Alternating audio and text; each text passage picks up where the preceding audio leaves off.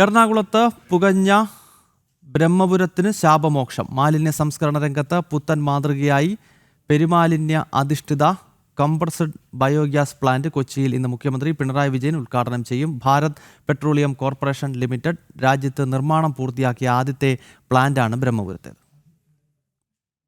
2023 മാർച്ചിലാണ് എറണാകുളം നഗരത്തെ പുകച്ചുരുൾ മൂടിയത്. നീറി നിന്ന ബ്രഹ്മപുരം മാലിന്യമലയുടെ പുകയണച്ചില്ലെങ്കിൽ കൊച്ചിയുടെ ജീവൻ നിലയ്ക്കുമെന്ന ബോധോദയമാണ് ഇന്ന് യാഥാർത്ഥ്യമായിരിക്കുന്ന ഖരമാലിന്യ അധിഷ്ഠിത കംപ്രസ്ഡ് ബയോഗ്യാസ് പ്ലാന്റ്. ഹരിത മേഖലയായി ഉൾപ്പെടുത്തിയ 3 ഏക്കർ ഉൾപ്പെടെ 10 ഏക്കർ ഭൂമിയിലാണ് പ്ലാന്റ് പ്രവർത്തിക്കുന്നത്. പ്രതിദിനം 150 ടൺ ഖരമാലിന്യം സംസ്കരിക്കാൻ ശേഷിയുണ്ട്.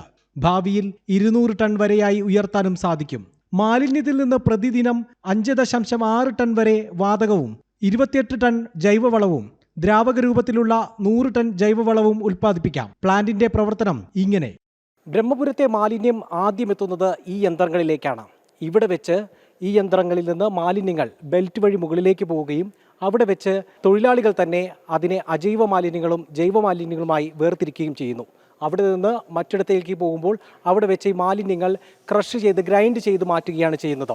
ബയോ ഗ്രൈൻഡ് ചെയ്ത് കഴിഞ്ഞ മാലിന്യങ്ങൾ ഈ പ്ലാന്റിന് പുറകിലുള്ള 2 ടാങ്കുകളിലേക്ക് എത്തുന്നു. അവിടെ വെച്ച് ഒരിക്കൽ കൂടി അജൈവ മാലിന്യങ്ങൾ വേർതിരിക്കപ്പെടുന്നു. അതിനുശേഷം ലിഫ്റ്റ് ചെയ്ത് ഈ മാലിന്യങ്ങൾ എത്തുന്നത് എനിക്ക് പുറകിൽ കാണുന്ന ഈ 2 കൂറ്റൻ ടാങ്കിലേക്കാണ്. അവിടെ വെച്ചാണ് മാലിന്യം വളമായും ഗ്യാസായും മാറ്റുന്ന പ്രധാനപ്പെട്ട പ്രക്രിയ നടക്കുന്നത്. അങ്ങനെ മാലിന്യം ഗ്യാസായി മാറിക്കഴിയുമ്പോൾ അത് റിഫൈനറിയിലേക്ക് മാറ്റപ്പെടുന്നു. സ്ലറിയായ വളം കർഷകരിലേക്ക് മാറ്റുന്നതിന് വേണ്ടി പാക്ക് ചെയ്യപ്പെടുന്നു. അങ്ങനെയാണ് ഈ പ്ലാന്റിന്റെ ആകെ പ്രവർത്തനം. ഇങ്ങനെ നിർമ്മിച്ച വളവും ഗ്യാസും വിറ്റഴിച്ച് വർഷം 14 കോടി രൂപയുടെ വരുമാനം കണ്ടെത്താനാകും. സംസ്കരിക്കാൻ കഴിയാത്ത പ്ലാസ്റ്റിക് പോലെയുള്ള മാലിന്യങ്ങൾ ക്ലീൻ കേരള കമ്പനിക്ക് കൈമാറും.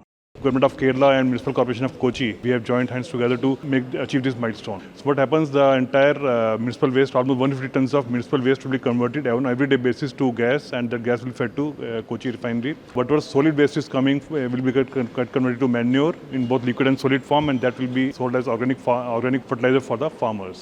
So this is part of our vision of net zero by BPCL, when we have said that by 2040 we will be achieving a net zero target, and this is a big step in that direction by us.